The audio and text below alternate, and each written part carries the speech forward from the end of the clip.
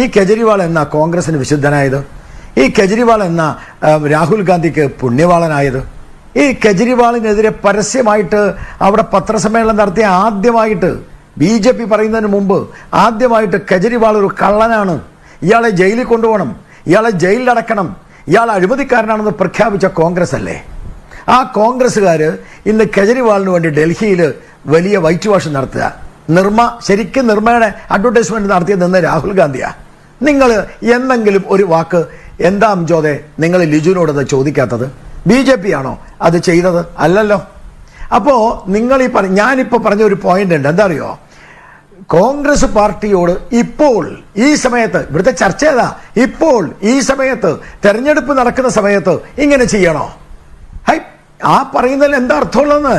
കോൺഗ്രസ് പാർട്ടിയെ നന്നാക്കാനല്ല ഞങ്ങൾ, കോൺഗ്രസ് പാർട്ടി കോൺഗ്രസ് മുക്ത ഭാരതം ഉണ്ടാക്കാൻ തന്നെ